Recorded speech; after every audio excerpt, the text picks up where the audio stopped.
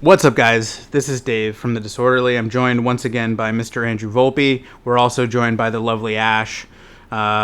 Slacking the last few months, weeks, not seeing a lot of trash movies until I guess we kind of come to a head here.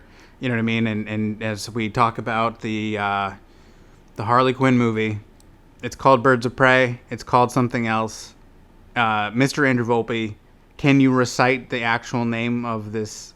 I'll call it a film, but well, don't look at your computer. Just close your eyes. Well, I don't know if you're lying. I was just making the Photoshop for this, so I was like staring directly at it. So it's not exactly fair. I'm not looking at it now, but it's Birds of Prey : and the fantabulous emancipation of one Harley Quinzel, right? Something like that. I think, yeah.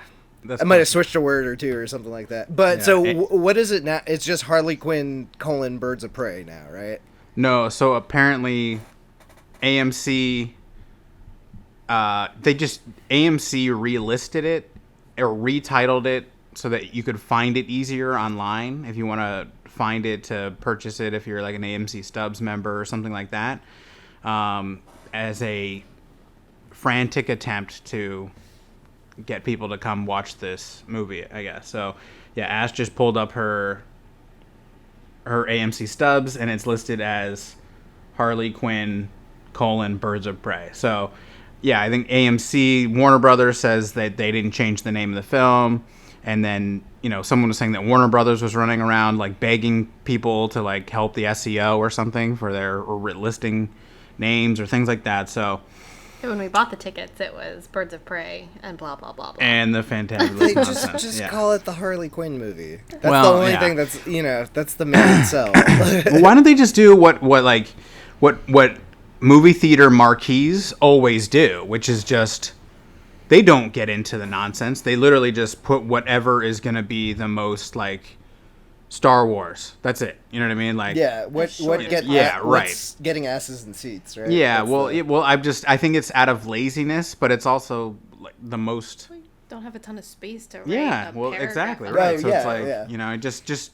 I'm trying to think of another, like, Matrix 2. Like, they're not gonna write. You know what I mean? I'm trying to. Or Star Wars ones. They usually just do Star Wars. Yeah. My favorite. You know what it is. Like when they do, like they run out of room, so they start dropping vowels, and it starts to look like license plates or something like that. Like unbelievable will be spelled like, without any vowels or anything. Like, if it's these wordy titles, that's the thing, is anytime you do a wordy title, it's you really got to have something special, otherwise it's gonna probably negatively affect your marketing and everything like that.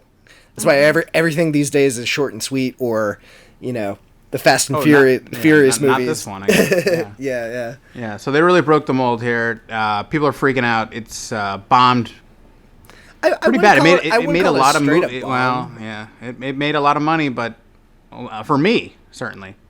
Well, what I mean, but not for a big comic book movie that DC makes, I guess. Yeah, I mean, I think that's the thing, is the movie had this expectation with it because it is a Harley Quinn movie and it's a superhero movie. But I heard somebody make the point, like earlier today, that like this movie cost as much as Ford versus Ferrari and made about the same, and that was considered a huge financial success, and this was considered, a huge bomb by many.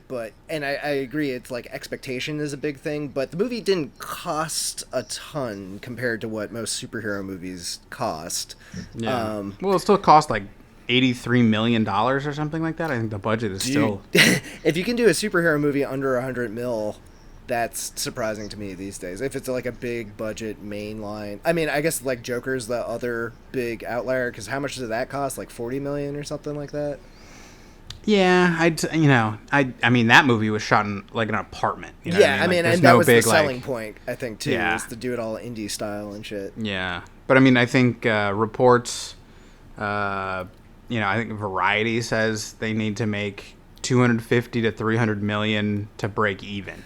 It sounds like that's with the marketing and all that. That's going to be the tough. Marketing probably costs more. Usually it's costs about the same what the movie costs, and I wouldn't be surprised if the marketing budget for this movie was bigger than the movie itself. Yeah, I mean, the first I think it opened at, 33 million, something, 35 million in the U.S., and then it did better overseas, but people are just, it's wild out there. You know what I mean? Because we were joking before we started that all the conspiracy theories and stuff like that of, it's insanity. But, I mean, people are blaming the coronavirus for not doing well in Asia. It's just like no one wants to go to a movie theater? Is that what's happening?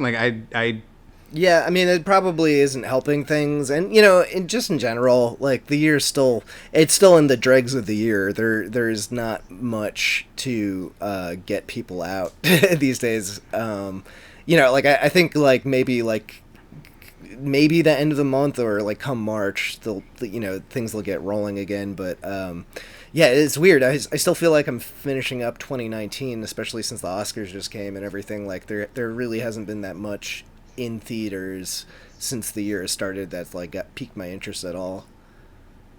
Yeah, no, The Gentleman, I think I still need to see. Oh, dude, I saw that last week. Real good. Oh, God, I hated it.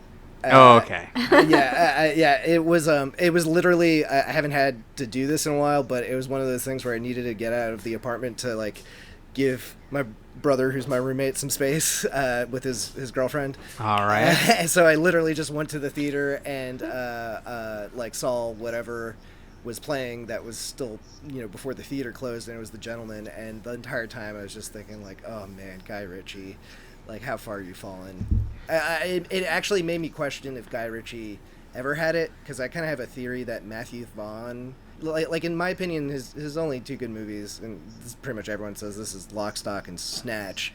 And I think it's interesting that Matthew Vaughn, those were the only two movies that Matthew Vaughn produced, and then Matthew Vaughn went on to be his own director, and a lot of the qualities I liked in those movies were all things that Matthew Vaughn has in his movies, and Guy Ritchie really hasn't had since then. So the whole thing felt there's good parts to it, but it just felt like Guy Ritchie trying to get his mojo. It felt like the recently divorced middle-aged guy that tries to go to the club and is I still got it, and it doesn't realize that he's wearing a leisure suit and is balding and shit. It just felt kind of desperate to me. I might have been a little harsh on it just because I wasn't really feeling it, but that was the first movie in a while where I was looking at my phone half the time.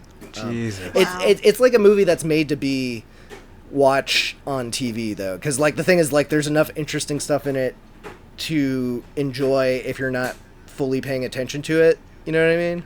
Was Colin Farrell fat yet? Because he's fat now because he's got to be the Penguin. But was he fat in this one? No, he looked actually fine, but he's wearing a weird track. It's like a tracksuit, but it's plaid or something like that. It looks like Tony Soprano or something. Yeah, and he's actually probably one of the best characters in the movie, which still isn't saying a ton to me. But I liked him in it. He's this ex-gangster dude who runs a boxing, a boxing league for I guess kids that are at risk or in kind of after school program type boxing stuff. Yeah, except these they're 20 or something like that. They're fully adults and they're jacked as shit, and they get involved in the crime gimmicks and everything like that. But his thing is he's trying to get them to go straight, so the kids get involved in a crime fiasco, and he tries to intervene and set things right, but he keeps on getting dragged back into this crime lifestyle. So like I said, there's moments of it that are good. I like Charlie Hunnam's character. Another strong performance for Charlie. I can't believe they keep giving him movies. I don't honestly. know. Yeah, I mean, for how poorly they tend to perform, right? He's like the kiss of death. Yeah. Well, the thing is, I'm trying to think of you could surround him. I mean, name a movie. Lost City of Z. He's got Bobby Patz, Papillon. You've got Rami Malek. You put him in this. You put him in. What was the last Guy Ritchie? He was in the King Arthur thing. No, King Arthur. Robin Hood. Or I can't even remember. No, he was in King Arthur. Yeah.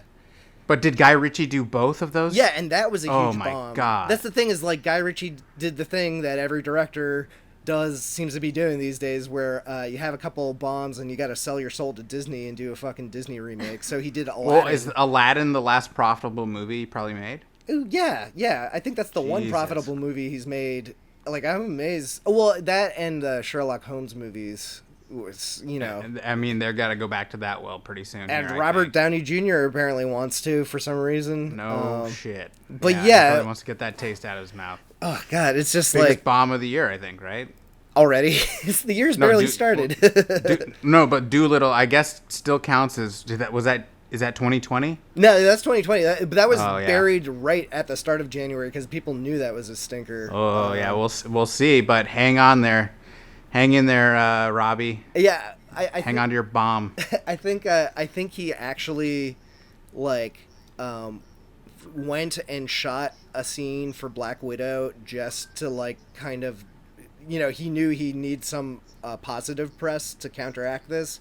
So I think they weren't planning on having him in Black Widow, but he's going to have a scene in Black Widow just so, he gets some of the good Marvel mojo going again. But it's like a prequel, right? Yeah, so he can get away with it. Okay. But, and I've been reading all these stories on the behind the scenes for that movie, and it sounds fascinating because it just sounds like a total production nightmare. Apparently. Oh, Black Widow? No. The Doolittle. Oh yeah, Doolittle. Yeah. Yeah, the guy that directed it was the guy that directed Syriana and wrote that and Traffic. So of course he's the guy you would pick to do a friggin' kids CGI movie.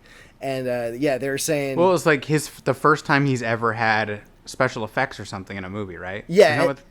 I read that is the guy didn't know how to make a movie with special effects. Yeah. He didn't understand how to do it or something. It was one of those deals where apparently they locked him out of, the studio had to intervene and lock him out of the editing room. Somebody that was working for the special effects department or some sort of post-production element in the movie, basically just anonymously went on a tirade about him on Twitter. So it's worth a Google if you ever see it. It sounds way infinitely more interesting than anything. The trailer was putting me to sleep for that. That it just had such a stench of just misguided a misguided idea right from the first viewing of the trailer and stuff. So how I always know a good movie when I see it, when they have Kumail Nanjiani they just have one throwaway just one line in a trailer where he's a random that's thing. Gotta hurt or something. You know what I mean? It's that's gotta hurt. Well, or he's the frigging little alien prince in Men in Black International. You know what I mean? Right. Just stick him in for one little thing. Make sure he's in the trailer. Yeah, it's exactly. It's gonna suck. Well, they're oh, hey, he's gonna be in a Marvel movie soon, so let's pay him $3 million to go into a recording booth for an afternoon. Remember, I kind of first encountered him as do you remember that show Ugly Americans, where he's the tree that's trying to have sex with other trees before he gets married to a tree? I did not realize that was him. But yeah, I and totally he's remember that episode. Yeah, I mean, if you guys can find it, try to find this. I think it was a Comedy Central show. It was probably Sappening or something like that. They had a treegasm or something. It was treegasm. Yeah, it was so great. And where the guy who's the social worker is convincing him, trying to talk him out of just. He was reading the pimping book, right? Lee Stroud, is that the name of the guy? Oh, the pickup artist dude. Yeah, and he's just reading about negging and shit, and the guy's he has one of the greatest kind of monologues about just being kind of a young adult, and he's yeah, it's great. You're living in New York City, and you meet people and you have sex with their friends, and then you have sex with their friends, and you all kind of do drugs that you don't really get addicted to, but have a really great time doing. And he's just going you know what I mean? Yeah, I'm not gonna tie myself down to another tree.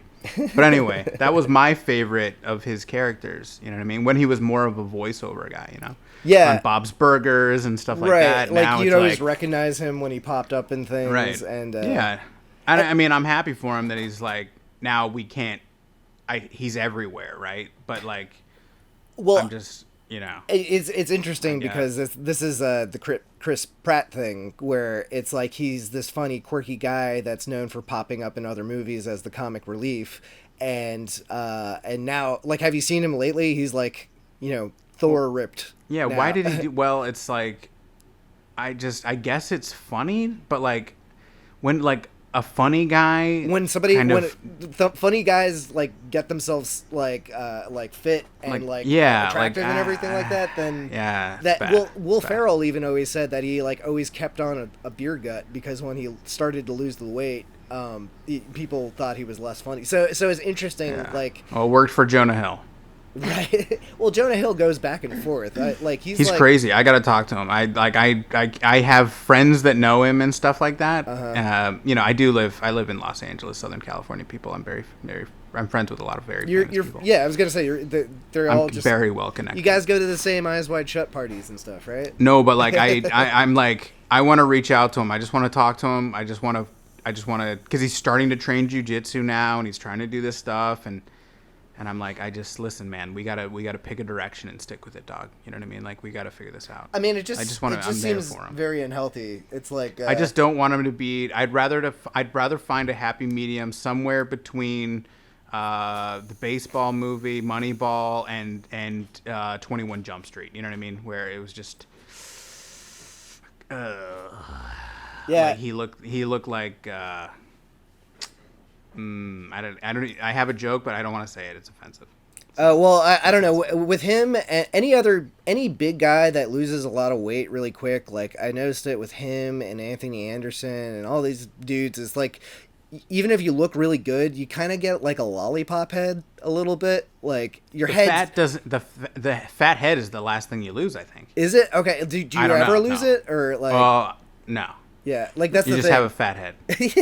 I think you're destined to just have this big lollipop fat head. Yeah. I don't know. What are we talking about? Are we talking about Birds of Prey, or are we? We're only 20 minutes in. Don't worry, we'll get. We always say we're only gonna talk for 30 minutes. Yeah. But Birds of Prey. Incredible movie or just great? Kind of meh. Like I thought it was. It's the worst movie I've seen. And I really. Ash loved it. I thought it was okay. Like I didn't like hate it or anything. Like I will admit it. Like kind of. It didn't make a huge impression on me.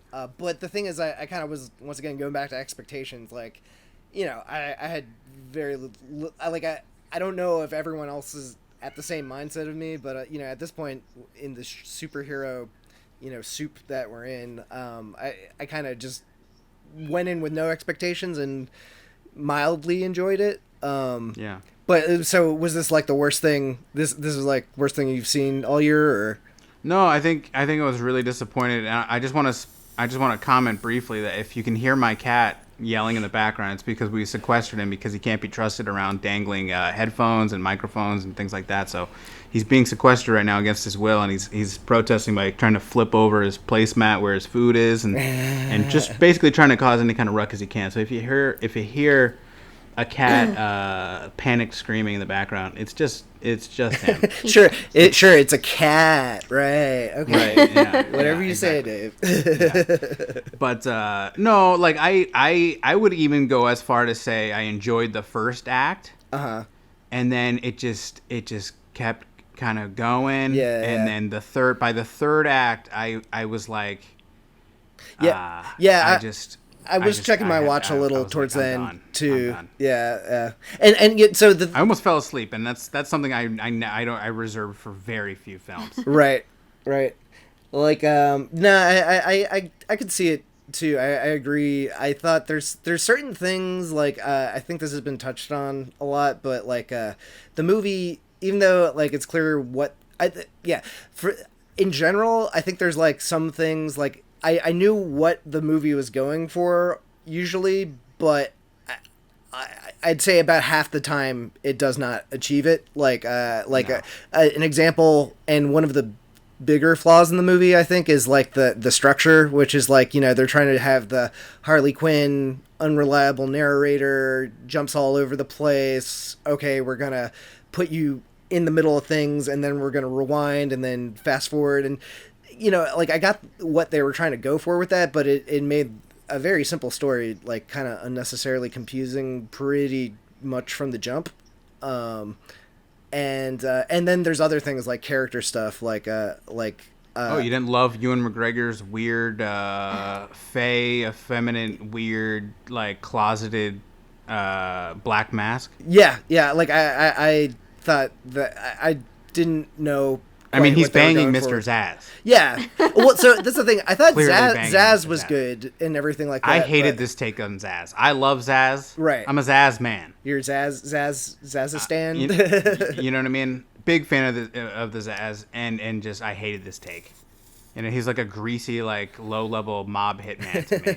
You know what I mean? Yeah, he's definitely like basically downgraded to a henchman in this. And honestly, like I always knew of Black Mask as a character, but I don't know enough about him to know what his deal is. Like, I think he's just a gangster with a black mask, so it felt like, they were really going out of their way to try to explain it with, like, oh, Ewan McGregor collects, ancestral masks from all over the globe, and then he just puts a mask on at the end. Like, I felt like it could have committed to either don't do anything with it and just have him wear a mask and that's his thing, or, explain it a little bit more, like, what's the deal? Why does he suddenly wear the mask at the end? There's a lot of things. There's a bunch of, like, weird little logic stuff. Oh, yeah, another thing that did irritate me a little, like, I thought the action choreography was good sometimes. Like, I thought there were some parts that were really good, and I heard they got the John Wick guy to come in and do reshoots, and you can kind of tell those moments because it suddenly turns into a little bit John Wicky for like a shot or two. Mm-hmm.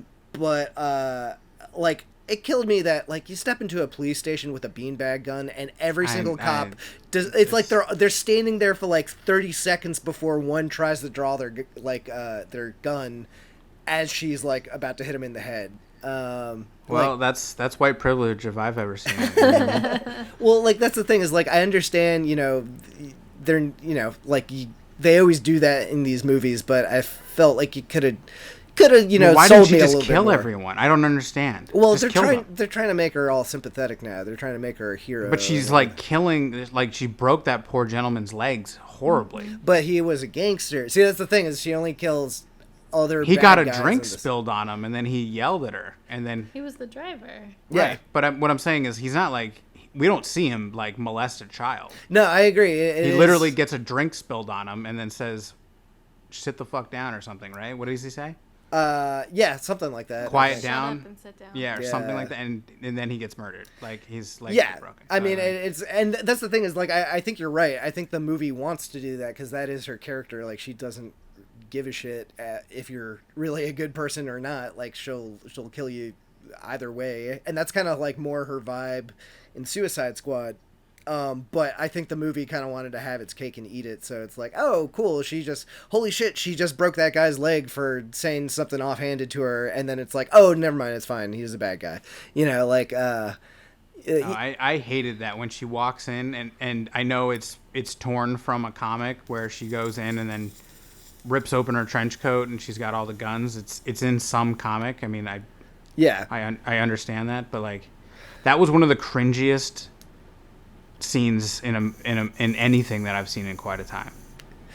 Well, there were definitely cringeworthy moments for me in this, like, a fair amount, but I liked that more. Once again, I that was when I was like consciously trying to flip my brain switch off.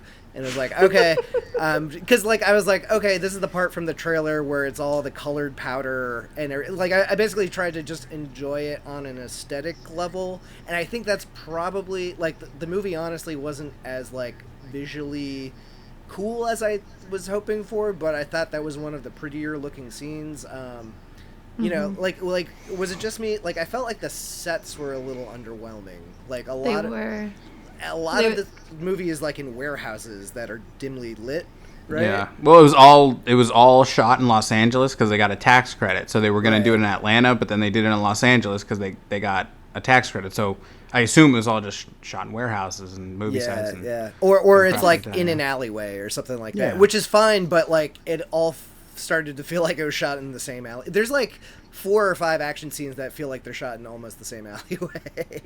I mean, I would have thought the whole movie in general would have been more colorful, to be more kind of like her character than kind of dingy and like warehousey feel. And like, especially because that was kind of the issue with Suicide Squad a bit too, is that, you know, across the board, you know, I guess it's a plus for the movie. You can say it did this better than Suicide Squad, but it not by a ton, and that's a pretty low bar, kind of. Yeah. And so the way it was shot, I thought was good, but it didn't blow my pants off. And I was surprised because the DP is Matthew Labatique or something like that, and you know, he's the guy that shot I think at least one of the Iron Man movies, and he was Darren Aronofsky's DP for a long time. So he's a good DP, but it felt I don't know, it felt like everything was almost like claustrophobic sometimes, just because so much of them are set in these tiny clubs or warehouses or, you know, just gangster meetups and stuff. I was talking to we have a friend, Ash and I, who we know, we train with. I'll tell you who after. Mm-hmm. But his friend, a friend of his wife's and his, she is the stunt woman for Harley Quinn who does all the actual fight scenes. Wow. Oh, that's so funny, because as we left, I was like, I want to learn how to do stunts. Well, yeah. So that was spectacular just because we're very close friends with this person. Was she the stunt woman for Harley Quinn? Yeah. Yeah. That's cool. Did you like recognize her when you were looking at the screen or whatever? No, we're really close to her and friends, but I've actually never met her or anything. So. Okay. Yeah. Dude, that's badass. Yeah, I know. We're like 6 degrees of separation from this. No, but like I couldn't, like I honestly, it always irks me when I see this. Even John Wick. Like I want to believe that John Wick can fight a room full of men.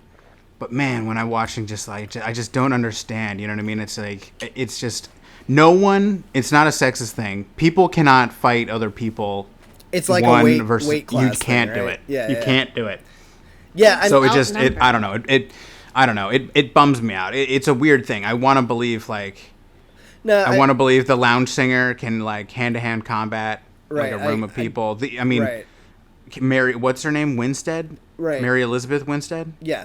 Is that her name? Yeah. Mm-hmm. She's the only one that has like an assassin. She has like training, right? She had a montage at least. Yeah. Yeah. The Huntress. Barely, but yeah. but yeah, I don't know, man. It just.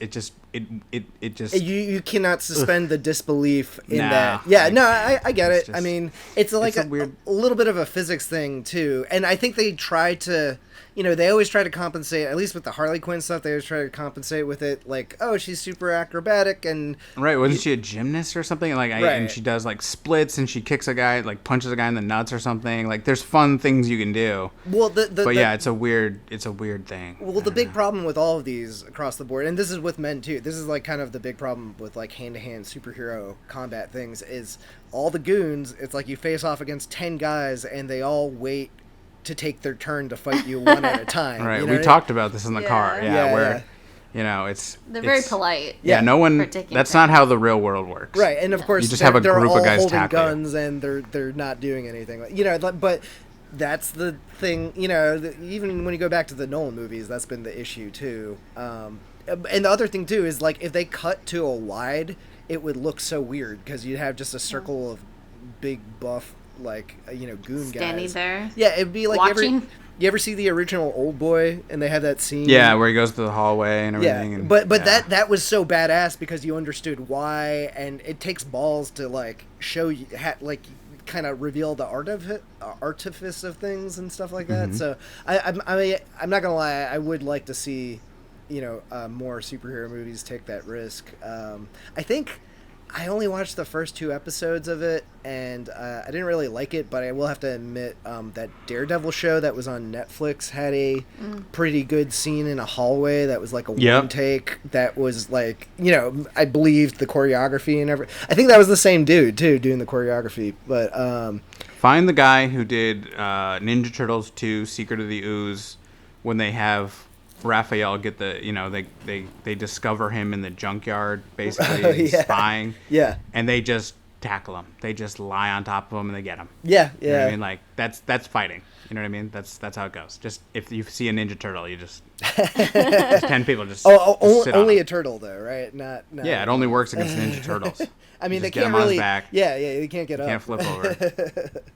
No, but like, it's a weird thing. Yeah, no one ever wants to see that. I don't know. We digress. Yeah, I mean that's the thing is like I agree with what you're saying, but like I know they're not going to do that. You know what I mean? Especially in a this is like a light kind of escapist. It's supposed to be very colorful and fun and funny, and I would say it like half achieves that kind of movie. Did you think it was funny? Not a ton. I did. I chuckled a few times. What? I can't even remember. Ash you know what it was now. like random stuff. Like there's things that like, Did you love the egg sandwich scene? I didn't hate it as much. It wasn't. God. It made me. How many hours can you listen to her voice in that accent? What is her accent? Is that Long Island? Like, what is it supposed to be? I think it's supposed to be, like Long Island or Jersey. Or something, right? Or Staten Island or something? Her accent was a little bit more in and out in this one than it was in Sue's. Like, there's a few times where I felt like, ooh, you're leaning into the like, just you trying can't to. Even do it. Yeah, I'm not even going to attempt.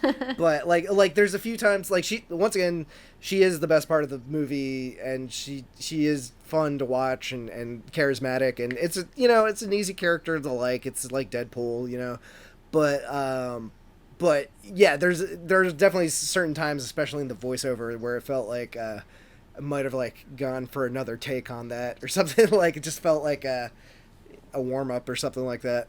But overall, I thought she was pretty good. What did you guys think of the cast in general? No, I think Ewan McGregor was like, I was like, I know you just got divorced and you got bills. Well, but man, like try harder than this. Who is he with now? Remember? Well, he's banging Mary Elizabeth Winstead. Yeah, right? They did Fargo together, and then so maybe he just sign on so that he could spend another 6 months with her or something. I that's what I was kind of wondering when I saw. Like I kind of forgot that they were both in this movie. But I also think it's interesting that they don't really have a scene together too. So, but yeah, I was wondering if it's like, hey, Ewan, I'm doing this movie. We get to work around each other for 4 months or something like that. I mean, I think her character was one of the worst. It was. I was so let down because she can be a really good actress, if you use her in the right role. And it's really, I think she's a little bit more of a blank slate. Like if people know how to use her well, like Scott Pilgrim or 10 Cloverfield Lane, I think she's really good. But once again, I could tell what they were trying to go for with this is that she's awkward because she's been training her whole life and hasn't been socialized. And she has a cool backstory, but she, above all the other characters, really felt like they got short shrift in this. And, I wanted to see more of that because I felt like a lot of the beats that they were going for towards the end would have landed more had I had more time with her. Like, they shoved all of their characters down your throat in the last, 20 minutes. Yeah, like the squad, the team, that did get me, doesn't come together until, almost the 100-minute mark in the movie. Why is Rosie Perez in this? Is don't know. One of the birds of prey? No, they were like, you know what? Yeah. They were like, let's get Rosie Let's get 50-year-old. How old is she? 87? I don't know. But why? It was just such a weird thing to cram in there for no reason. It felt like if they cut her character and spent more time with the trio, then it would, this script would have a little bit more room to breathe and everything. I wasn't totally digging her plot as much. Just the thing that got me was the I shaved my balls today shirt. She wears that for I like the joke, but she's wearing that for 8 scenes or a good half the movie or something. Well, it's weird. It's The League made that joke 10 years ago. You know what I mean? Oh, really? Yeah, I think in the first episode. You know what I mean? So wow. Well, it's been done, people. Jesus. Well, I mean, the lady who wrote this movie wrote Bumblebee. You know what I mean? So You know what I mean? It's just, I don't know. I guess that's what we're going to get. You know what I mean? She's doing a Barbara Gordon movie. She's doing The Flash. Well, maybe that's what it was. Is if they're doing a Barbara Gordon movie, then Montoya can maybe... Like, I do kind of get the sense... Well, why didn't they just do Barbara Gordon? That's a good question. Why didn't they have her be the cop and then have her get shot at the in the big battle scene, and then when she comes back for the sequel, she's Oracle now and she's in the wheelchair? Yeah, I think DC's like still like they just don't know what the hell to do. Yeah, well, it's funny because they're finally taking people's advice a little bit more, and with Joker, it's like, okay, we're doing something weird and different, and it doesn't necessarily matter if it's connected to the larger universe. I feel like this wasn't weird or different. It was just like, oh, let's make Deadpool, but like have it be this other character that's gonna curse a lot and be weird, and I can't even say this is like Deadpool. Well, it's not like Deadpool, but I think they were like, but she had to stand in a boardroom and go, it's my Deadpool. It's female. It'll be our female woke Deadpool. You know what I mean? And they were like, yes. Oh, God, yes. You know, she took apparently like years. This was, you know what I mean? She's been working on this since 2015 or something. What? Really? Yeah. Oh, my God. Like they kept sending her back. Nope, not quite ready. Nope. And then they were like, yeah, now. Now you're ready. Well, you know what I mean? I know too. I think Margot Robbie had a bigger hand in this one. Like, I think that was part of her deal. She was like, I'll come back for 17 movies or however many DC's trying to put her in now, but like I want more control over the character, which is why I think like her wardrobe is different in this one. Yeah, and less quite a bit less slutty. Yeah, I mean, we remarked on that. Yeah, like you know, I'm down with that. Like I was fine with like the, you know, like the less male gazy parts and everything like that. Like there is the scene where Ewan McGregor makes the chick at the club strip, and you know, if it was a dude director, it would probably be a little bit more gratuitous than it was, and I think it was fine doing that. That's such a weird scene. Yeah, it is. I was like, what is he? Is he trying to humiliate her? Yeah, I think that it was. I don't understand. She's a hot chick. Well, I think she looks like Harley. There's like supposed to be some subtext there with like him wanting to take revenge on her, but that goes back to the. Yeah, I really didn't quite fully understand what. But like he knows he knows the chick. Like he knows everyone in this nightclub. Right. Like that's what's such a weird thing is like one of the only scenes in Suicide Squad that I liked, and I'll preface this by saying I hate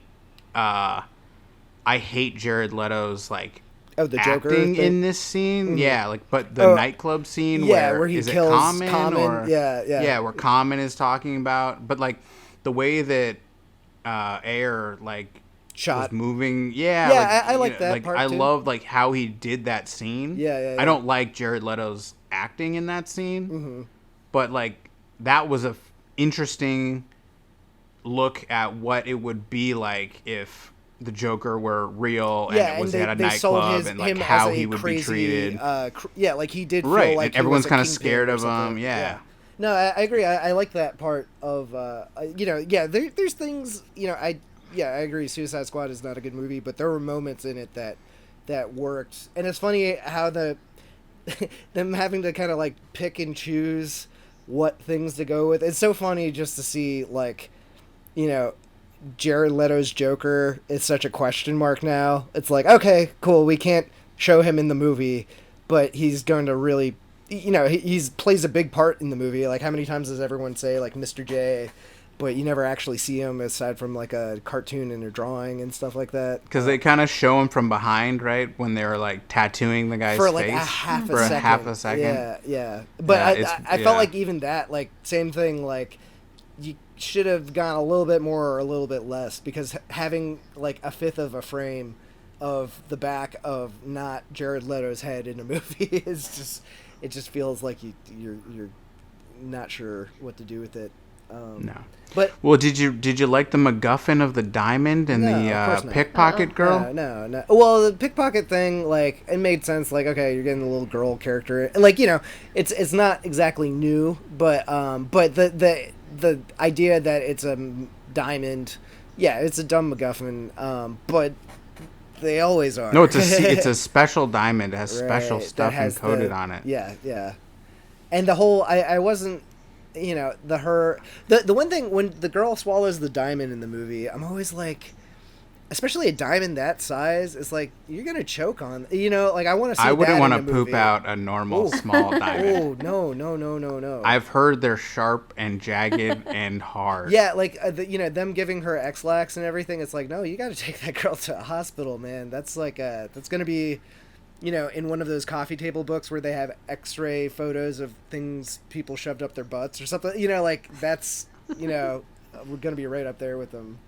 But, you know, once again, it's like, you kind of, you know, like, there's that joke towards the end of the movie where Harley Quinn suddenly has rollerblades on, and they joke about, hey, when did she get time to put on rollerblades? It's like, you know, suspension of disbelief and everything, and that doesn't give the whole movie a pass, but that's kind of the mindset I had. She was like on the front of a car rollerblading, you know what I mean? Yeah. Going like 80 miles an hour. Oh. So the thing that got me with the fight towards the end is, okay, so they have that scene, like the start of the scene is they all finally assemble in the old Joker funhouse or whatever it is, and they look at the window, they see Ewan McGregor and like 50,000 guys all assembling, and then a fight starts inside the funhouse. They kick a bunch of guys' asses, and then they all like slap high five, and then walk outside and get shot at because they like forget that there's probably 100 other guys outside with guns. You know, like I was like, how, you know, you wouldn't forget that. You know, like. Well, you get ahead of yourself sometimes, you know. But it was at least the one girl just all of a sudden reveals that she's a superhero and just kills everyone with her voice with power. Their sonic wave. Yeah, that really wasn't. I totally forgot that because once again, I know Black Canary. I know her. And then they never mention it again. Do they mention it after that? Well, so they had the one thing that was at all a hint of it was in like early on in the movie when she's singing at the nightclub. She shatters a glass by singing high, but that's like a common trope in she didn't even sing high though. No. Like the note, I kept thinking like that note wouldn't break a glass. Right, and that's also like why is it just breaking that one glass instead of all the glasses? But she turns out to be a superhero. No, I agree. That did stand out to me. That wasn't set up at all, and I guess that's one of the things you're supposed to know going into it. If you read the comics, I don't know. But I will say. I did like that actress, though. I thought she was doing a decent job, you know? Yeah, but why does she change completely in the third act? She becomes like... She's kind of like, you know, the street tough, like, you know, man, you know, raised herself, grew up on the streets, like, doing the best she can, keeping her head down, doesn't want to rock the boat. I just need to, you know what I mean? I know, I'm not going to stick my neck out for, you know, blah, blah, blah. And then in the third act, she's just like cracking wise and sarcastic and acting like. I was like, this is just a completely different character. Like it's just they just changed her completely. It was just very odd to me. Yeah, I wasn't entirely sure. Like once again, her arc is a little weird too. Like you didn't need to just have her start out as the limo driver. You don't need the whole thing where like I felt like they didn't need the whole thing where she suddenly has to be the new limo driver because Harley Quinn breaks the legs of the old limo driver. Like, I get that they're trying to show that she's a good person that's doing this because she has to, but, like, you could have been a little bit more economical with it, right? Like... Oh, God, the whole thing. I mean, they're super suits at the end. Oh yeah, Elizabeth wants to with the glasses. I thought it was a joke though. I thought it was, but they were like, there was no punchline or anything after that. Right. They just like, yeah, that's what they look like. Like they fight crime together and they wear this shit. Right. That's right. I was like, this is worse than like a WB fucking like, you know, series from the mid 2000s. Right. Well, it's like that's like a thing I think they're doing now too. Is like they'll try to do something weird or radical with the costumes, but they'll do it for one shot so they don't have to commit. Like, remember X-Men Apocalypse did that too? The very last shot of that one is the one shot in any of the X-Men movies where they actually dress like the 90s X-Men, but it's literally one shot because if you hold on it any longer than that, like, people will realize it looks fucking ridiculous or whatever. I feel like I've pushed every part of my memory that had X-Men Apocalypse in it. Yeah, and just... Is that the yellow and blue outfits they wear? Yeah, but I watched it on an airplane, I think, and you didn't miss much. Yeah. That's a movie made to be seen on an airplane. for sure. Well, there you go. I'm trying to think. So the girl is the pickpocket. She's going to become Batgirl, yes? No, she's a character. In the comics, she becomes Batgirl. Does she? Oh, okay. That's what I have come to understand. You know who that is in real life. What a delightful, like... Is she 12? Is she 30? I think she's like 12, well, but she's apparently Rufio's niece or something. The actor that played Rufio in the Hook movies or whatever. Jesus. Yeah, so okay. I think that's why she got cast. I don't know. What? Yeah. Random factoid. No way. Apparently, yeah. Yeah, I mean, I don't doubt that, but like, very strong acting roots. They're practically Barrymores. That Rufio kid. Of course. You know what I mean? Like, what? There's no way. Yeah, I don't know. Is she on Off the Boat or something, or is I've never seen her in anything else. Or anything? I don't know. Yeah. As far as kid characters go, though, they're usually a lot more annoying. So she wasn't like offensive or annoying. She was like the worst combination of what someone would write a kid today to talk like. You know what I mean? That's whack, yo. That's so many. I don't know what the hell is going on, but this is hella crazy. Yeah. Damn, this is lit. It's literally like you found just ugh. Ugh. Yeah, I don't know. That's my take. So you really think there's going to be sequels to this? No, they're not going to be. Well, she's going to be in more movies. Yeah, they're going to be doing all these spin-offs. Like Harley Quinn is supposed to be in like at least 4 other movies that aren't. I think she's going to be in Suicide Squad, but now she's got Birds of Prey, and then they're doing like a Harley Quinn movie just by itself. Or I got to check that. That's what this movie should have been. Yeah, it should have just been Harley Quinn. It really, yeah. Like they could have dropped Rosie Perez. Like if they want them all. Yeah. Because that's the thing that's really what you're selling. If same thing, like didn't like Joker, but the reason I think that Joker works for so many people is it is focused on one thing, so that not getting caught up in building the rest of your universe. Oh, and isn't Shazam like that too? Like Shazam isn't bogged down by all this other bullshit. I haven't seen it, but like I heard that it's not like setting up all these other characters in the universe. I think it's kind of a standalone. You could have just called it anything. You know what I mean? And it could have been it doesn't rely on. They have villains in it. Yeah, but they talk about Batman in it and stuff, and there's like Batman stuff, like toys in the scenes. But it's not like you need to have seen 3 other movies to actually understand what's going on.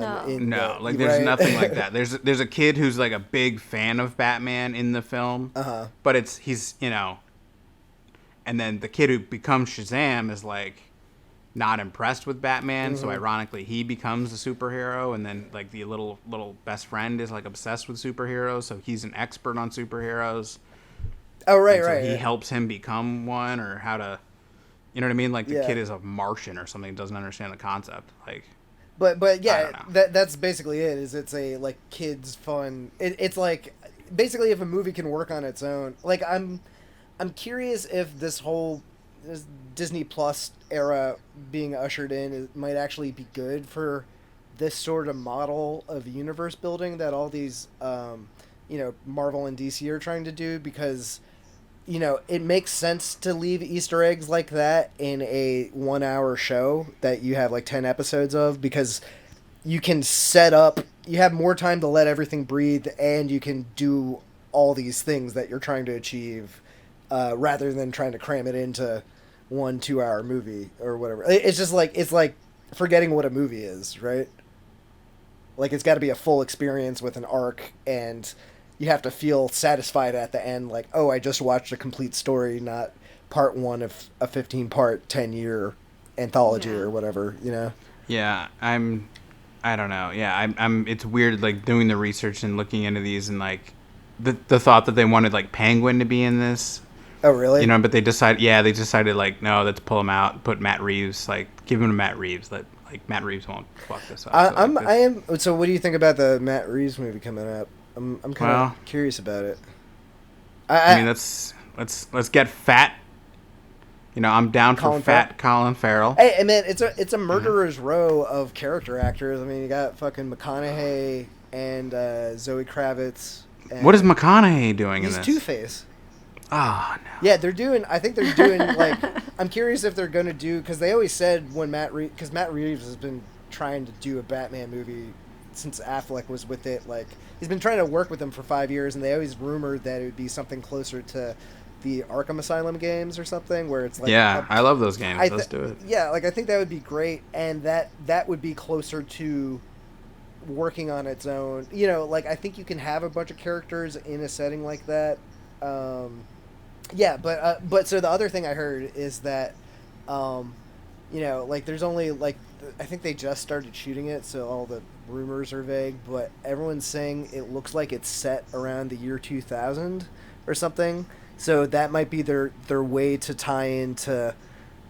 It's still Ben Affleck. It's just Robert Pattinson's playing him younger because it's set 20 years ago. And I wouldn't be surprised if they're like, oh, actually, we have old Joker from the 80s in this too. Because that was always the thing, too, is if they somehow worked in Joaquin Phoenix's character into the universe or whatever, he'd be like 70 or 80 or something like that. So I don't know. It just seems so convoluted, but yeah, I do have a light hope for the Matt Reeves movie. Same thing when your expectations have been lowered enough from crappy movies. It's like, I don't be disappointed as much if I'm just keeping my expectations relatively low. Yeah, I have high expectations for fat Colin Farrell, and then the kid from There Will Be Blood. Is the Riddler in this? That's cool. I'm into that. Or I mean, I hope so. Yeah, I mean, but do something interesting, please. Like, don't give me the Jim Carrey Riddler. Well, no, I don't think he is. But he actually, like, I remember when they came out with that, I was like, oh, that's actually pretty good casting. And I know a lot of people are mixed on Zoe Kravitz as Catwoman, but I could actually see that being kind of cool and might be closer to, like, the Eartha Kitt. Eartha Kitt, but maybe a little less campy. But who knows? I could be totally wrong.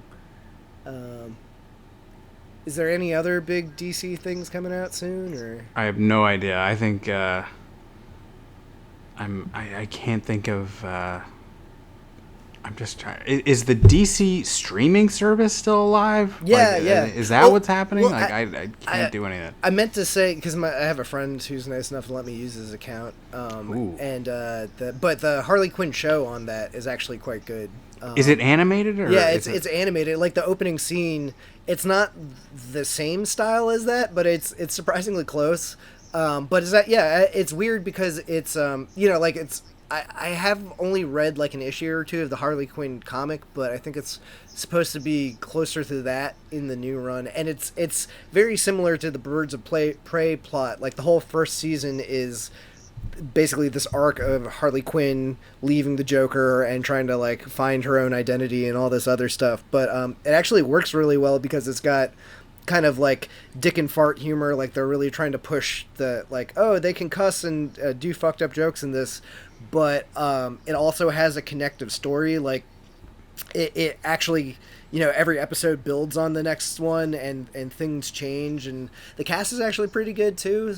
So I was thinking of that show a lot while I was watching the movie, because the show is doing all the stuff that the movie is going for, like, way better, just because the character is basically a cartoon character, so it will work better in cartoon form. And the other DC shows, I really like Doom Patrol. That actually was really solid. And I haven't seen... I think I watched an episode of Swamp Thing, and that was cool. But, when the show came out, they already said it was canceled. So it kind of, like, maybe a little less enthusiastic to try to blow through the whole first season, just because I knew, like, it wasn't going to go anywhere. So, I guess they're making... I think DC in general is making enough money to stay afloat. Like, I think the question is always, like, when the Disney Marvel Akira monster starts to finally gobble up all the rest of the companies, when will it try to by Warner and DC, and I think, you know, especially if they're still making movies that make $1 billion, like they'll be okay for a while.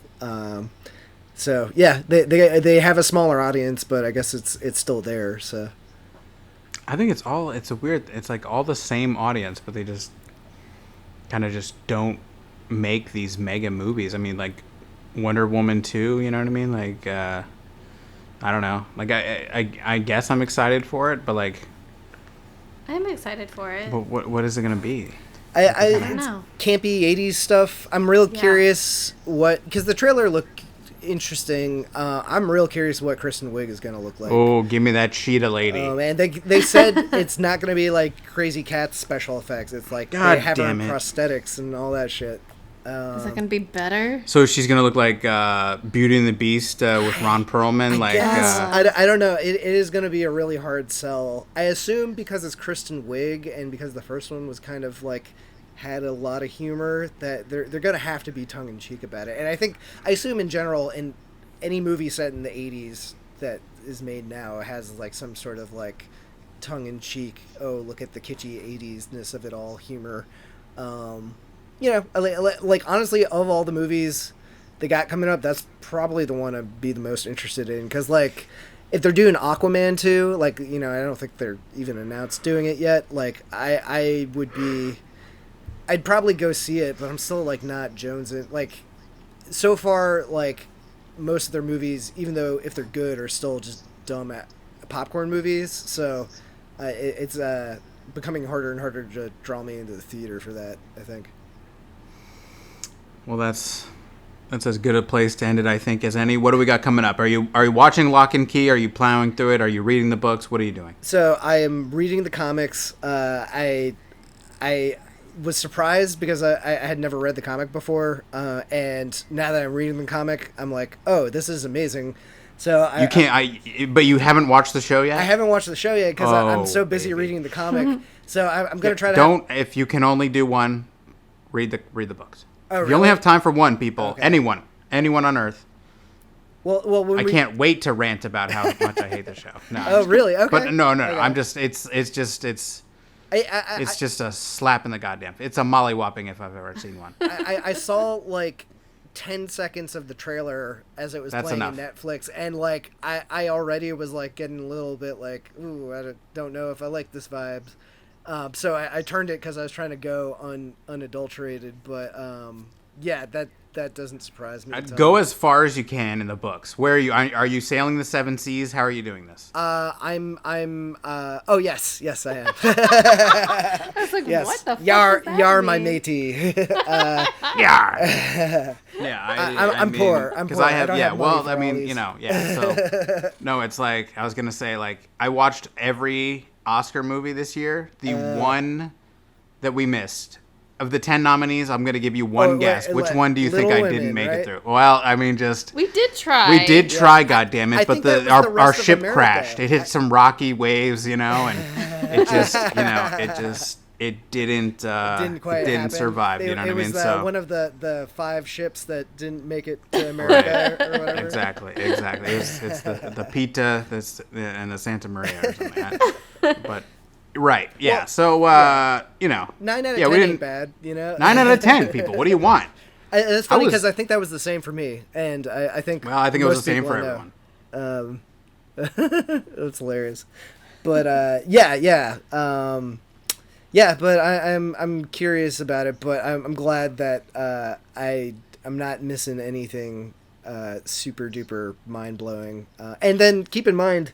There is apparently another, like, Fox had tried to make Lock and Key as a TV show, like, 8 years ago. There is a movie or something. Or did you tell me about this? Yes. Okay. So it was a pilot that they filmed. They must have filmed several episodes instead of just one, and it never got picked up. And I think, you know, they do this sometimes where, like, they'll just kind of edit it into a shitty movie to try to make some of their money back. So... that almost makes me more interested in it now, especially since we can do like a compare and contrast. And the guy that directed that was the guy that did 1 Hour Photo, so like old Nirvana videos and stuff. So 1 Hour Photo is one of the creepiest goddamn movies of all time. Yeah. Because it's Robin Williams, Yeah, you know what I mean? yeah. But, like, if you take out Robin Williams, I don't think anyone cares. Yeah, no, I agree, and I don't think he really did anything that struck a nerve with people after that. But he is a famous Mark Romanek, I think his name is. But Okay. yeah, so might be worth a gander. But in general, I'm loving the series, and I'm glad too because my buddy's a Joe Hill fan. Like he's kind of like my Stephen King expert, and then he started reading Joe Hill, and he was telling me how great he was. So I'm glad to finally be reading something of his. Even if it's not like a book, but the comic is great. Yeah, it's great. It's gritty. It's dark. And the show is just, god damn it. It looked like they cast a bunch of the people that didn't make the CW casting for. That's about right. Yeah. Am I watching One Tree Hill? Yeah. What am I watching, people? Or whatever anyway. the Archie show is. I forgot what it's called. At Riverdale? Yeah, pretty close. It's like, what are we doing? You know what I mean? Just don't make this then, I guess. I don't know. We'll get into it. Yeah, I'm obviously gotta save that angst for next episode, Dave. Jesus You people Christ. are getting a preview. Oh, yeah. Oh, did I love the thing they adapted this time? Nope. Big spoiler alert, yeah. It's a preview. So. It's a preview. But you guys will hear like me complain about how they ruined it. Yeah, you know we what I mean? go into great detail. We'll have just read it and watched it, so it'll be fresh in our heads, and we can really nitpick. Yeah, and okay, so that's coming up. We're gonna do our, they ruined it, a book. That's what we should just rename it. That is kind of the running theme. Here's how they ruined it. Yep. Yeah. And then I'm still working on. I'm thinking of ending things. Right. The show has not come out. We don't know when it's coming out. Yeah, it's a movie, and it's a movie. Okay, I was like, how is this going to be a show? Yeah, no, definitely not. I would not do a show of that, but yeah, Netflix keeps on saying it's the next Charlie Kaufman project, and Netflix has not put out any advertisements for it or anything, but it's announced coming sometime first quarter 2020, and there's not that much longer in the first quarter. I imagine I'll take their word for it, because Netflix, like, they'll put a trailer out and then it comes out like 2 weeks later. They don't do like a lot of like lead up to stuff anymore. No, it's just like they got the audience. So, and then remember when we did Hold the Dark, we were waiting for that to come out, and like Netflix didn't even announce it. Like, you just kind of had to look for it, and it was there all of a sudden. So Netflix is great about not making it easy to find their giant new release. Yeah. Have you noticed? I don't know if it's my algorithm or what the problem is, but like I end up having to search for their big thing that I'm on YouTube all day, and I'm seeing nothing but the star on answering the Reddit's questions, or they're doing hot ones, or they're doing, God knows what, and you cannot find it on the front page. You're scrolling. Surely it's the top thing. Surely it must be. No. Yeah. Anyway, Netflix, what the fuck? I have a theory that's like Netflix trying, because Netflix has the best analytics of like any company around now, and I think that I kind of wonder if that plays into that. Like, I almost think they're trying to experiment with like to see what gets traffic with like the bare minimum of advertisement, or like no just word of mouth and stuff like that. They got something. They got that crazy devil's arithmetic going. We're full circle to the conspiracy theories, right? You know what I mean? Like, we always have to get back to some sort of conspiracy theory.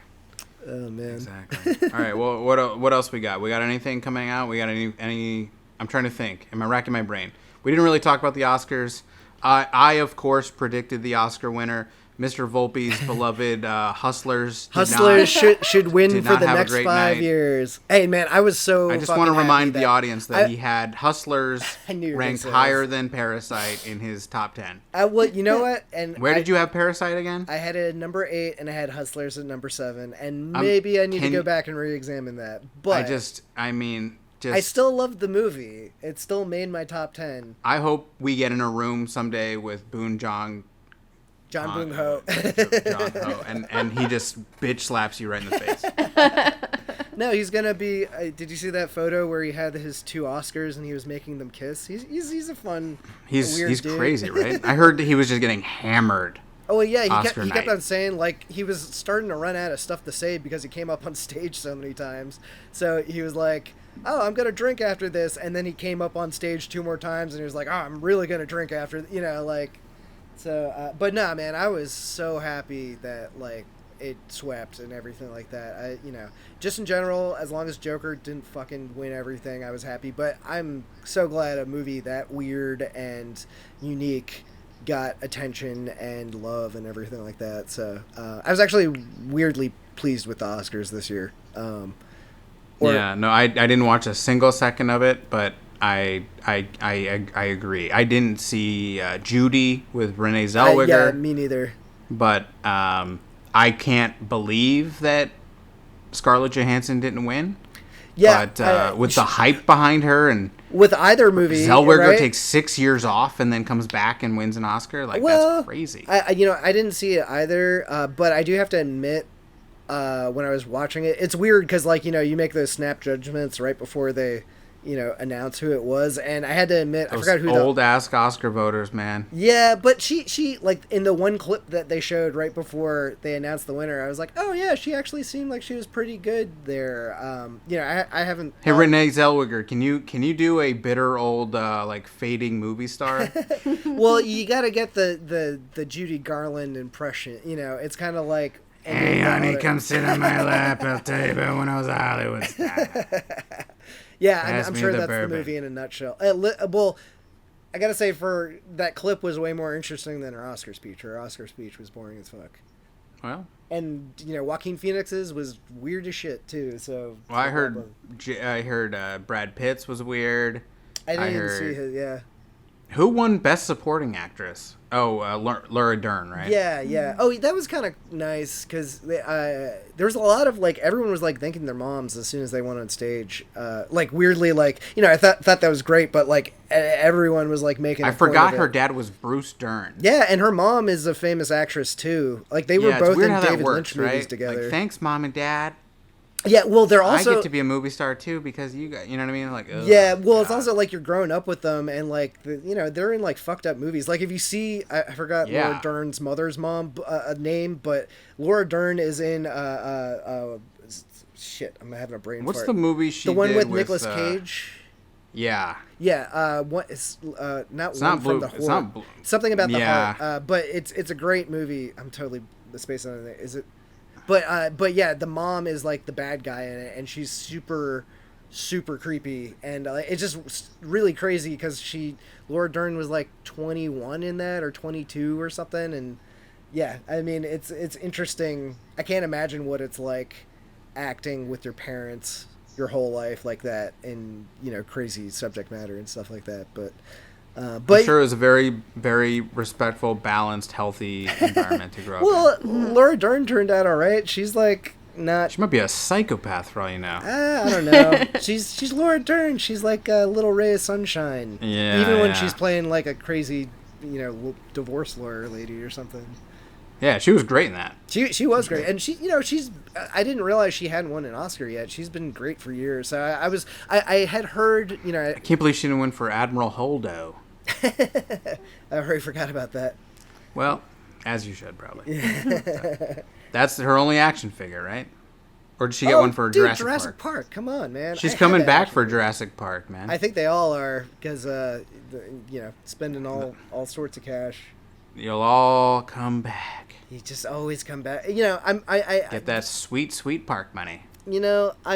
I hated the other 2 of those movies, but I am a little bit curious about the next one. I assume the next one will suck just because I don't like Colin Trevorrow, but it isn't. It is the thing you've been waiting for since this new reboot series began. It's just put the fucking dinosaurs on the mainland and have them wreak havoc.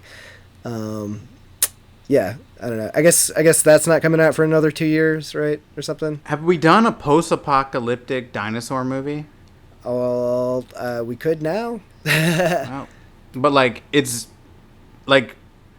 imagine The Walking Dead, but there's raptors in the woods. I mean, I'd be into that. Just not zombies.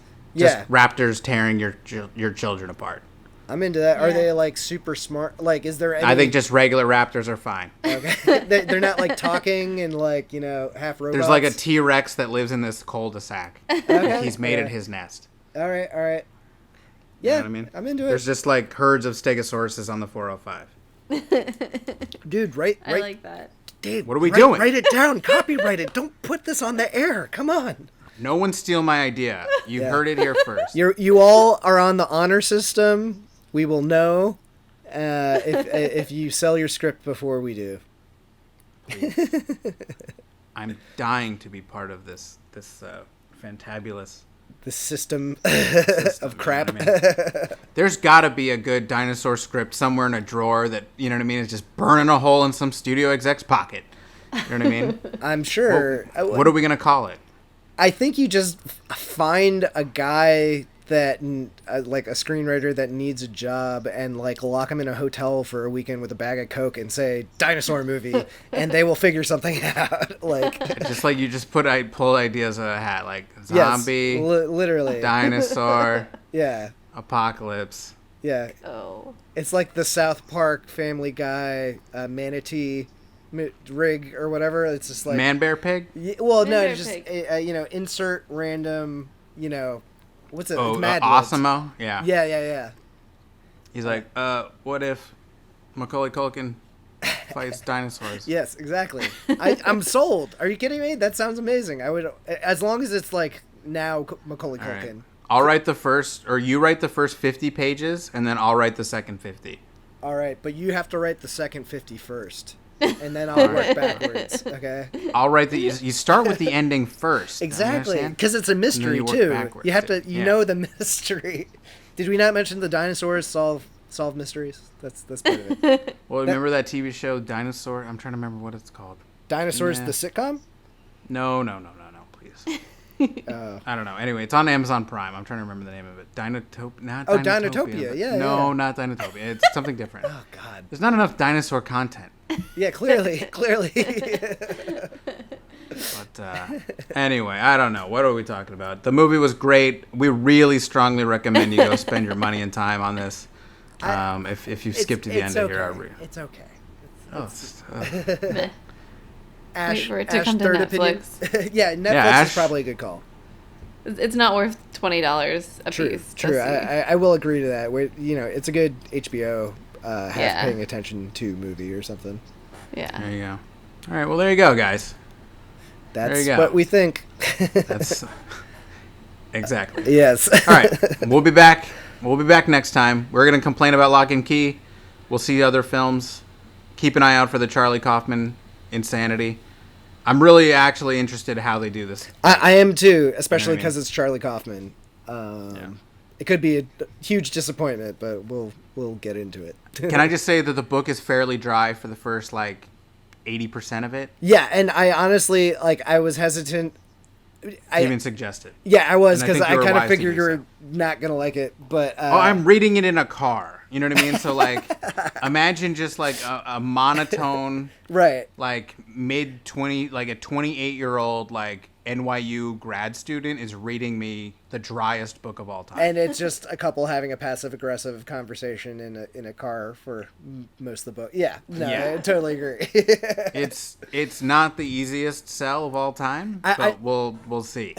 Yeah, we'll hopefully the movie will be good. We'll put it that way. All right. Well, there you go. We made our 30-minute. Yeah, this was our shortest one ever, right? Like we were planning. So. Yep. We always say 30 minutes. 30 minutes. Well, there we go. We made it. Perfect. All right. Well, thank you guys so much for listening. We appreciate you. Check us out on thedisorderly.com. If you found this on YouTube, hit share, subscribe, for the love of God. Nick is working on all the XFL content you can handle. Oh my God. Nick, do you know what the XFL is, Mr. Volpe? Oh yeah, my friend was. See, I don't do sports. Are you going to go to a DC Defenders game? Fuck no! Are you kidding me? Come on, dude. I wish I could go. Don't they have one of those teams in LA? It's gotta. Yeah, but it's an LA team. I don't have ties. We understand we have an undefeated DC football team now. Yeah, because you have an undefeated LA football team now. I don't know. I'm impressed that you know that the LA team won. I didn't, but they've only played one game so far, so my odds were 50-50, right? There you go. I think they're the LA Wildcats, which is the worst. That's like the worst, middle school team name. You could literally come up with anything, and they do the Wildcats. Oh, man. I mean, So, yeah, I'm DC Defenders for life, yo. You know, you can fly your ass over here, defend your ass at your home territory or whatever. Ooh, God. Tell you, I'll go to a game if you come down here with me. All right. And we'll sit down and watch it together. Yeah, I'll see. I've worked 18 days in a row. Let's see if I have time to escape my my insane nonsense, and I'll get down there, bro. Look, man, a 9-hour flight can't be that much longer than your commute. So, I mean, it's 9 hours. What are you talking about? From LA to DC is like 5. Oh yeah, but you know, you take some pit stops on the way. I don't know. Oh, I'm not taking pit stops, dog. Layovers. I don't know. I'm chartering a jet or something. You know what I mean? So charter a jet and go watch this stupid XFL league with me this Sunday. Come on, man. Come on. How dare you? It's not so stupid. Nick loves it. He's doing podcasts. He's doing all kinds of stuff. He's got apparently some sort of, I don't know. I think there's a team in Boston or New England he must be cheering for. But I don't know. Yeah. I don't get it. 3-point conversion. Listen, you don't understand regular football. I don't. So why is this shocking or different for you? It's not. I just heard other people on my smoke break bitch about it, so I want to seem cool like you guys. Well, how much do you get for a regular extra point? Do you know? One. Okay, how much do you get for a 2-point conversion? 2 points. Okay, there you go. How much do you get for a field goal in NFL? Point. Field goal? No, 2 points. 2 points? 1 point. A field goal is when they kick it. Yeah, that's 1 point. No, it's 3 if they kick it like when they're playing, but if they score a touchdown, they get 1. If you're kicking like halfway up the field, is that what you're saying? No, that's a kickoff. Okay. Kickoff, conversion. I can't do this getting math in here. No. How many yards do they have to get each set of downs, do you know? 40. Right? No, 10. Ash doesn't think, she thinks this is like a joke. Now, you know, this is so bad because this is like, I don't know, messing with a toddler. Like, man, it's just so easy, man. I know none of this. I just know the ball goes in and people yell sometimes. Exactly. Sometimes. Exactly. No, huge sports fan, Mr. Andrew Volpe. Yo, he vouches. Tell you what, you should have me watch a game, and then I can give you my recap or like my interpretation. Go ahead, go to a fucking game for us, please, and like vlog it or something. I have to have just mingle with the fans. No. Can you do some like man on the scene for us? No, the only way it'd be interesting is if I did. I'll like pay for your peyote ticket. I just want you to go. Oh. I literally send you there. Nah, maybe. Let's see how drunk I can get, and then we'll have Mike. Or well, Mike's not there. Who lives? Do we have any friends that live? No, man. All the cool people home moved. Anymore. All of them moved. No shit. To the Where's West Castro? Coast. Does Castro still live? Castro's in like Boston. No, he's not even in Boston anymore. He's like halfway. He's in the Never Land with all the other high school friends. I don't know. Where are you now? You're in this the mythical land of LA, right? I'm in Newport Beach. You're hanging out with Jonah Hill. We're trying to get him.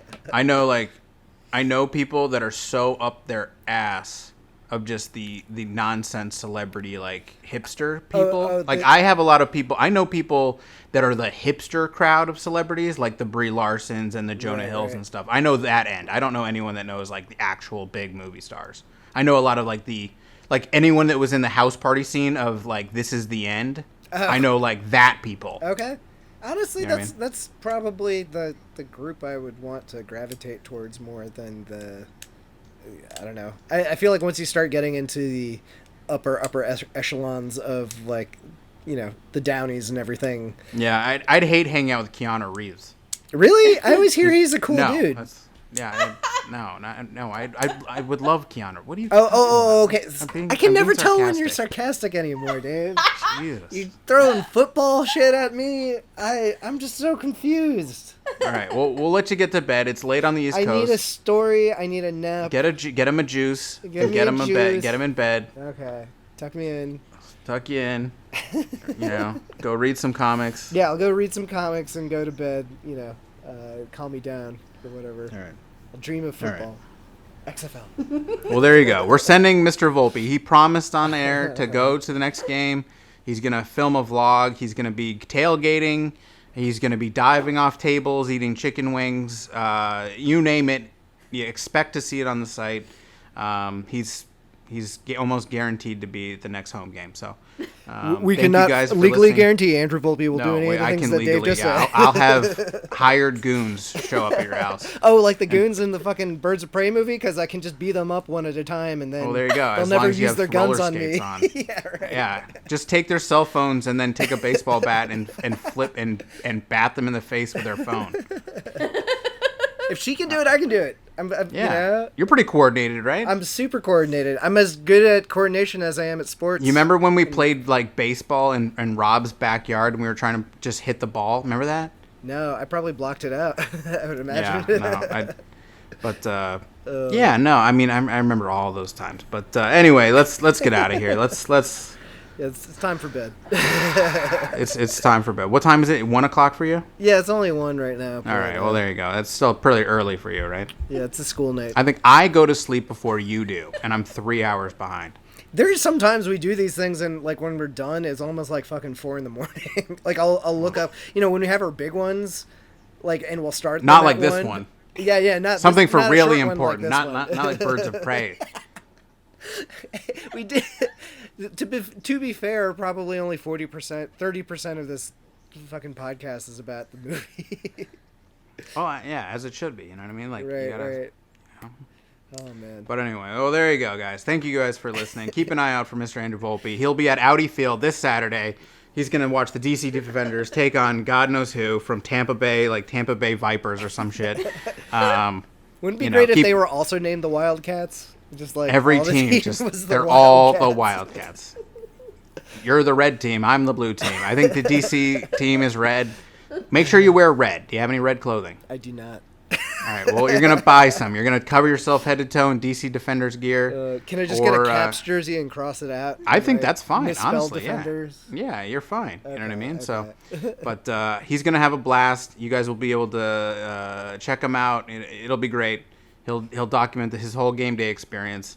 We're gonna do the Charlie Kaufman movie. We're gonna complain about Lock and Key. We've got any other movies coming out. Sonic the Hedgehog is coming out this weekend. Are you stoked? I forgot that was coming. I'm interested. I love Sonic from when I was a kid, but would you rather go see Fantasy Island or Sonic? Sonic for sure. I want to see the old Sonic though. I want to see monster deformed Uncanny Valley Sonic with the teeth. Do you think will Fantasy Island make more money than Portrait of a Lady on Fire, which is getting a wider release? Nah, I bet you because that got so much like kind of frou-frou artsy buzz that's probably they're probably gonna break even. I don't know. Is there an audience for Fantasy Island? Like, I feel like, yeah, like, I get. And we'll see that next on Saturday morning. Yeah. Okay. Well, good luck with that. Michael Pena is a weird, diabolical Fantasy Island guy. But that's your movie. Like, oh, remember that show that your grandma likes? Well, we turned it into a horror movie. Blumhouse. We just are doing anything. Well, speaking of Blumhouse, we got Invisible Man coming out in a couple weeks. Yeah, I'm sure. I'll go see that. I might you know what I mean? be willing to go see that. That actually, I had no interest in that until I saw the trailer, and it might be okay. That's why they make trailers. Just for that, Doc. Elizabeth Moss, she picks pretty good projects most of the time. I don't know. Okay. Let's pull the ripcord on this baby. We're done. Okay. Keep an eye out. 8 million projects, none of which will be delivered on time. Not at all. But we'll do our best. That's our guarantee. We'll do better next time. Yeah. Thank you guys so much for listening. We appreciate it. Please like, share, subscribe. Whatever you can do. Subscribe on iTunes. Any of that nonsense. We appreciate it. Leave us a comment. Tell us anything. I appreciate it. I love just reading the nonsense YouTube comments. Tell us, like, if you got if you got a secret you want to tell us, you want to let me know. You just want to talk. We're here. We're here. I want to hear about it. All right, thank you guys so much. We appreciate it. Ash says she's still laughing she's just laughing over the field goal. She still can't believe the field goal nuts. She can't even get it together enough to sign off, but Ash loves you. And we all love you. All right. See you later, guys. Thank you. Good night, guys. Oh, my God.